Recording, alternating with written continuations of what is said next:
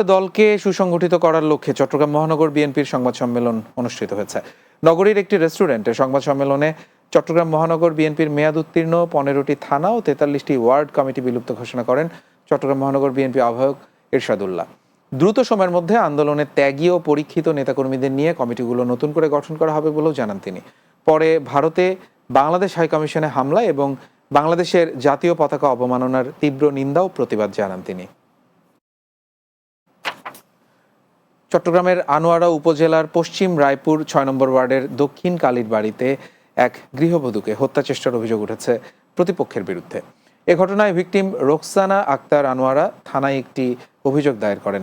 এছাড়া আদালতেও তাদের বিরুদ্ধে হত্যা চেষ্টা মামলা দায়ের করেন তিনি। আনোয়ারা থানার ভারপ্রাপ্ত কর্মকর্তা মোহাম্মদ মনির জানান, অভিযোগের ভিত্তিতে মামলা রেকর্ড করার জন্য আদালতের অনুমতির জন্য আবেদন করা হয়েছে।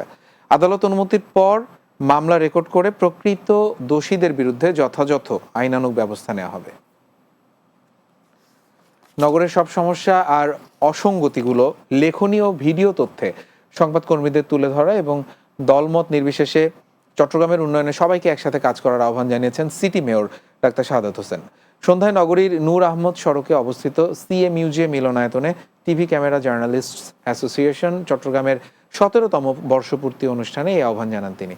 অ্যাসোসিয়েশনের সভাপতি শফিক আহমেদ সাজিবের সভাপতিত্বে এতে বিশেষ অতিথি হিসেবে বক্তব্য রাখেন চট্টগ্রাম সম্মিলিত পেশাজীবী পরিষদের সভাপতি সাংবাদিক জাহিদুল করিম কোচি, সিএমইউজের সভাপতি মোহাম্মদ শাহনওয়াজ, সাধারণ সম্পাদক সালেহ নোমান সহ অন্যরা। রাতের বাংলায় আরও একটা বিরতি নিচ্ছি, কিছুক্ষণ পরেই ফিরছি, আমাদের সঙ্গেই থাকুন।